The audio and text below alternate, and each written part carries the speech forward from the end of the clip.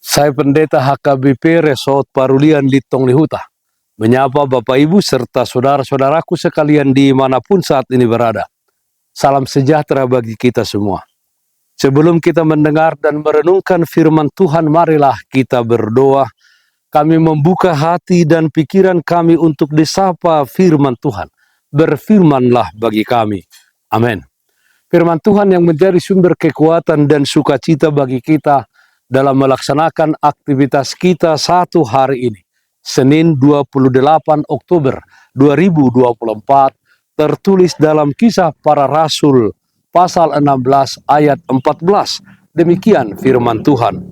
Seorang dari perempuan-perempuan itu yang bernama Lydia turut mendengarkan.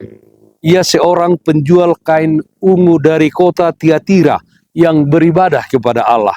Tuhan membuka hatinya sehingga ia memperhatikan apa yang dikatakan oleh Paulus.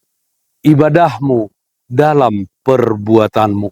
Saudaraku yang terkasih dalam Kristus Yesus, tidak banyak informasi yang kita temukan di dalam Alkitab mengenai Lydia. Alkitab hanya mencatat bahwa dia dibaptis bersama seisi rumahnya, yang bisa saja adalah para pembantunya dan orang-orang yang tinggal di dalam rumahnya, atau juga mungkin suami dan anak-anaknya. Alkitab mencatat bahwa Lydia adalah seorang perempuan penjual kain ungu dari kota Tiatira, yaitu kota penghasil kain ungu yang terkenal saat itu. Dia bertemu dengan Paulus dan Silas saat mereka berada di Filipi. Dia tinggal dan memiliki rumah di Filipi. Dapat kita baca dalam ayat 15 dan ayat 40. Saudaraku yang terkasih dalam Kristus Yesus, sebagai seorang pebisnis kain, tentu saja Lydia adalah orang yang sibuk di dalam pekerjaannya. Walau demikian sibuknya dia di dalam pekerjaannya, tetapi Lydia adalah seorang yang beribadah kepada Allah. Dia juga seorang yang memberikan waktunya untuk mendengarkan pengajaran-pengajaran dari hamba Allah, terkhusus mendengarkan pengajaran Rasul Paulus. Tidak ada alasan bagi dia, kesibukannya, untuk tidak mendengarkan Tuhan, tetapi dia dedikasikan dirinya untuk selalu beribadah kepada Tuhan. Saudaraku yang terkasih dalam Kristus Yesus, tanda orang terbuka hatinya oleh Tuhan akan siap mendengarkan firman Tuhan, melakukan dan menaati firman Tuhan, serta memiliki kerinduan untuk melayani dan berkorban bagi Tuhan. Mari membuka hati dan pikiran kita pada panggilan Tuhan, beribadah kepadanya dan mendengarkan pengajaran firman-Nya. Profesi apapun yang saat ini kita geluti, apapun jabatan kita dan seperti apapun sibuknya kita, jangan keraskan hati, buang kesombongan, dengarkan dan perhatikan apa yang dikatakan firman Tuhan melalui pelayan-pelayan dan hamba-hambanya. Mari menjadi Lydia zaman now yang bersedia mendengar serta mau benar-benar memperhatikan apa yang dikatakan Paulus atau yang dikatakan hamba-hamba Tuhan.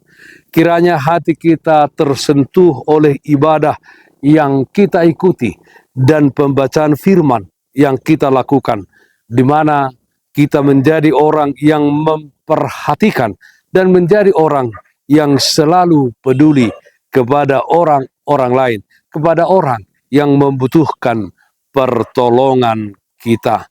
Ibadah di dalam perbuatanmu. Amin. Mari kita nyanyikan Bukuende 716 ayat 3, Dina mamulus sandok ngoluo. Ulana dengan tuhalak sude, songon binay na tuho, ingo turu pinuhut nagale, gabe parhulong maho, bahin maahu perhi titianmu, pasup-pasup mabar mai. Ale Tuhanku patu pamah bain pasu-pasu tudungan sudi. Marilah kita berdoa. Ya Tuhan yang bertahta di surga, yang senantiasa menyertai dan memelihara kehidupan kami. Kami puji dan muliakan nama-Mu. Ya Tuhan, kami berdoa, kiranya ibadah kami terlihat di dalam kehidupan kami, di dalam perbuatan kami sehari-hari, di mana kami menjadi orang yang mengasihi sesama kami. Kami tidak hanya mendengarkan firman, tetapi kami menjadi pelaku firman di dalam hidup ini. Ya Tuhan, kami berdoa yang sakit dimanapun saat ini berada, Tuhan berikan kesembuhan. Yang berduka Tuhan berikan penghiburan. Di dalam satu hari ini kami serahkan seluruh kehidupan kami dan aktivitas kami ke dalam tangan pengasihan. Dalam nama anak-Mu Tuhan Yesus Kristus kami berdoa. Terpujilah nama-Mu. Amin. Kasih karunia Tuhan kita Yesus Kristus, kasih setia dari Allah Bapa, serta persekutuan Roh Kudus itulah yang menyertai-Mu hari ini kekal sampai selama-lamanya.